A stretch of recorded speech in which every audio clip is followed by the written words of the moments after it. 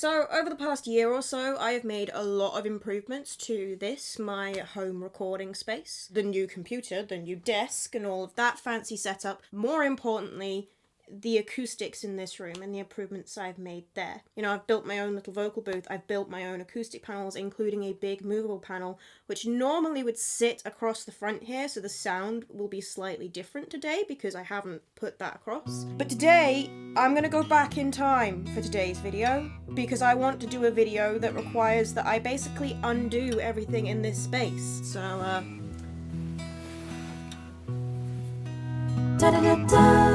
Hi guys, it's Emma, welcome back to my channel, and if you're new here, then welcome to the chaos. I do all things music related on this channel, from putting up covers and show reels to show people what I'm like as a performer if they want to book me, to my favourite style of content, production, songwriting and audio engineering style content. Today's video is in the audio engineering sphere again, and specifically we're looking at recording and acoustics again, and you'll see that today's video looks really different from usual. I mean, aside from the fact that I couldn't be bothered doing makeup today because I knew that this entire video was going to be extremely sweaty to do. Anyway, not the point of the video. It also looks very different in terms of the backdrop we're in. I have been doing all sorts of different recording and putting things up on YouTube and SoundCloud and releasing stuff for a good few years at this point, and I've done everything from record in a proper studio to all sorts of different home recording setups. I've been in this particular room using it as like a proper studio for the past 2-3 years, and over last year in particular I made a lot of efforts to make this a proper home studio space and not just a space where I occasionally did a bit of recording for some demos and stuff, because I knew I wanted to move into production more. One of the biggest changes I made was acoustic treatment. I made my own acoustic panels. This has lived here forever, so this is not a new addition, but these days I use my big movable acoustic panel and usually just like one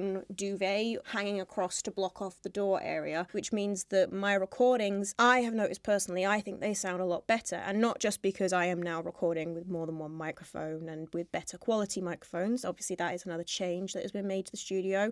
Equipment has improved, but I think the biggest difference that has been made is the fact that this space, I have treated it more. But before that, I was using all sorts of crazy setups to try and do makeshift acoustic treatment to get something that was a little bit better than just literally recording in this room with no treatment whatsoever and getting all the horrible echo. One thing I was frequently recording in this room was acoustic guitar, because I would be recording covers, I would record live acoustic videos, I wanted to record the parts as best I could with better acoustic treatment, and the only way I had to treat this room before was this tactic that we are looking at in this video. I would create a blanket fort. Basically, it creates like a little space that isn't perfect in terms of acoustic treatment, but it does make a bit of a difference. It would get me a better quality recording than just recording in the room itself would. I pretty much always recorded my vocals into a wardrobe. I actually took everything out of the wardrobe and covered the back of the wardrobe with padding, because something that people will recommend to you is that you open up the doors of a wardrobe and you sing into that if you've not got any treatment in the room, because basically it helps to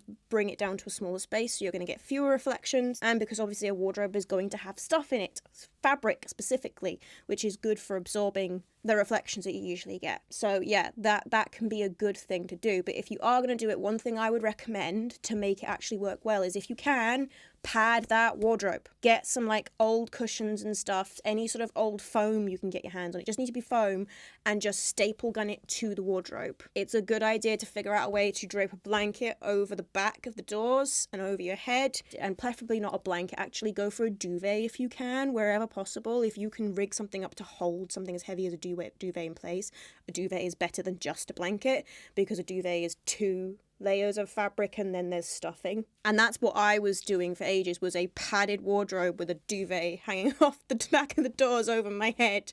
I literally couldn't move too much while I sang, because then the duvet would like crinkle because it was literally touching the back of my head. So for today's video, I just wanted to set up this blanket fort again and actually do a comparison, because I've recently recorded a bunch of guitar parts and they sound so good in comparison to what I used to put out. And again, part of that is the miking setup, but I just wanted to actually do my old blanket setup to show you some of the tips and tricks I have learnt over the years of how to set up a good blanket fort for doing this kind of recording in, and actually compare what this sounds like to an untreated room to my current treated room. So I've already set up all the blanket fort, and I did record the process as best I could. Obviously it was quite difficult to record myself doing something like this, especially when it got to the bit where it was starting to come together a bit more. It was really hard to film what I was doing when there was a blanket fort in the way. But basically my fort has always consisted of, I've always had this mattress up against this wall because it's off a bed that isn't used anymore. Obviously not everybody is gonna have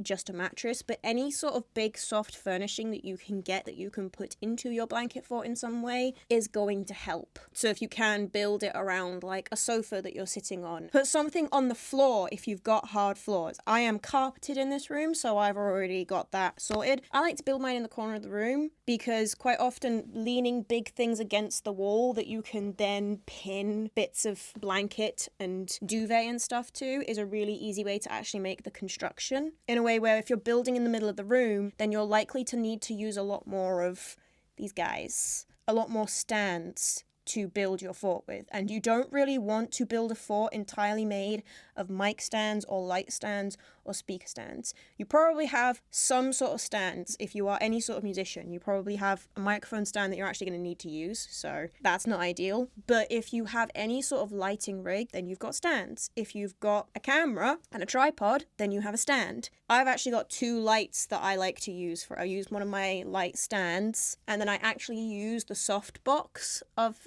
the light as well, because it makes it a lot easier, because the soft box I can then clip fabric to drape off the back of it. It's going to make the stand less likely to fall over as well because of it, because one of the things that's going to make these stands more likely to fall over is all that weight on the top pulling off to the sides. So the more you can spread the weight out across the top of those stands, anything you've got to go on those stands that will spread the weight of the blankets out, the more likely it's going to stand up and actually hold your fort up together properly. You also want to put the bases pretty much as wide as you can get them. But yeah, the more you don't have to use the stands to actually build the structure, the better. So if you've got the ability to somehow prop things against a wall that are going to be able to hold your structure together, that's better. So if you've got quite a tall bookcase maybe at the side, and that bookcase is actually attached to the wall, great. Build it off your bookcase. You just want to put like a blanket in front of the bookcase as well, so the bookcase isn't causing you loads of reflections. Basically, the more you can use sturdy structural things in your house to drape the walls of your blanket fort from, the better. And if you are able to get yourself in a corner up against a couple of walls and rig up anything that allows you to just literally drape a blanket in front of that wall, that is going to be better than trying to make an entire fort with 4 walls out of nothing but blankets, because that's going to be heavy for a lot of stands to support, and they are highly likely to just fall over and it be a complete failure. So all of my weird constructions that I do in this room for things like this, they have the benefit of the fact that I have a piece of curtain wire going across this back wall that I put in place for hanging things like backdrops and stuff off of it. And so I construct my blanket fort in this corner around my big mattress I've got on the wall and my piece of curtain wire. But in place of that, you might be able to do something like put some hooks in the ceiling or something like that. Something I haven't done today that I would normally do as well is then if you can fill this corner with cushions and stuff, just stacking up some cushions as best you can, hanging a piece of fabric that drapes in the corner, because corners tend to be particularly bad for frequencies gathering up and reflections being particularly bassy as well. That's why you put bass traps in the corner. The other big tip I would say is to make it low. Like, there are bits of mine that actually are coming from quite high because they're coming off my curtain wire backdrop. But I do my best generally to keep the stands themselves quite low, because if you're playing guitar, you can sit down to do that, so you don't need a lot of headroom. And actually, the lower you make it, the less likely it is to fall over. Downside to that is you will be quite squished in the space, but my other big tip for making your blanket forts is get some bulldog clips, because a lot of the time attaching all the blankets and stuff to the stands is going to be quite tricky. You'll be able to tie some things off, like a lot of duvets. Another great thing about them is that they have the little tags at the edge, and you can actually use those to then tie them to the stands, which is great. But obviously blankets and stuff, you're not necessarily going to have that. The easiest way is going to be to use bulldog clips. So like if you're using, like I said before, something like a bookcase, then the edges of the bookcase are going to be thin enough. There's probably not a bookcase out there that'll be thick, so thick you can't get a bulldog clip over it. And if you can get a bulldog clip to it, then you can clip the fabric to it. You can also clip the blankets to each other. For instance, up here, my duvet is tied onto the light stand, but the blanket that's next to it is literally just clipped to the duvet rather than to the stand. It's also really quick to just pull the fabric over to whatever you're attaching it to and clip it on. And obviously the less time you're spending having to fiddly do something to secure something in place, the less likely things are to fall. And one of the worst things that can happen when you're trying to construct this blanket fort is you drop whatever blanket you're holding onto, and then whatever it's already attached to will get a really hard pull from the blanket falling, and it will start to tear over. And if it's got other blankets and stuff, then everything starts to fall over. Like either of my stands, I try to attach things to them after I've attached them to something else, because if you're tugging at whatever's already attached to them, or you drop whatever's already attached to them whilst you're trying to set it up, they're going to fall over. But yeah, this is how I always used to record. So you can probably actually hear the difference between me recording sound in here now and me recording sound earlier in the day when I was in my proper space with my panels on the wall. But let's actually demonstrate it by playing exactly the same guitar part with exactly the same mic setup. So I've got my two mics set up as I had them set up for the recording I've done of this guitar that is on the actual track. And I'm going to do a recording once I've packed everything down. I will do a quick recording of it in the completely untreated space as well, with everything the same except for the acoustic treatment. And you can actually compare directly how this sounds in comparison to the really good sound that I have now.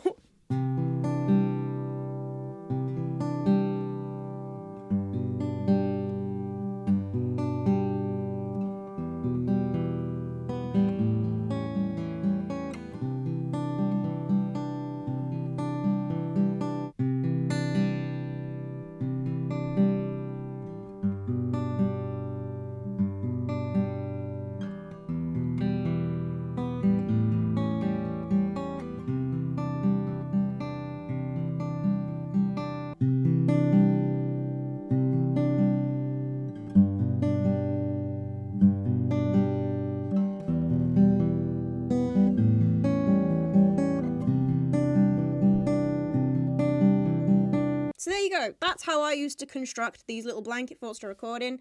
And if you are doing just like some basic recordings in your home studio space, or just in your home, but the main thing you don't have is any sort of acoustic treatment, which is a process. It's a whole process getting that sorted. There are various setups like this that you can do to just get something that's a bit better quality. Acoustic treatment is essentially at its heart just filling a space with fabric and insulation to make it so that things don't bounce off the walls as much. So the more that you can soften the space with fabric and block off those corners, the better. The main reason the treatment I have now does a better job is mostly because it is thicker. So something you can actually do to try and improve on things like this is, instead of just draping a regular duvet, if you can get your hands on acoustic blankets. That's something I'm actually considering getting to improve this space, is that instead of using a duvet to block off the wall and door, I'm gonna look at getting an acoustic blanket that I can drape across there instead. Any type of fabric, and especially any type of quilt type thing where they've got two layers of fabric and then there's some sort of insulating material in between, that is basically the same as what you do for acoustic treatment. Is you want a couple of layers and you want insulation between those layers, and that's what allows for the absorbing of the sound waves. Anything that keeps you warm is probably also going to do a good job of blocking out sound and stopping reflections. Anyway, I have to pack all of this down now. I would love to know what some of the various different weird things people have done themselves in terms of setting up blanket forts like this. Like, have you got a particular tactic that was your go-to for setting up a little blanket fort?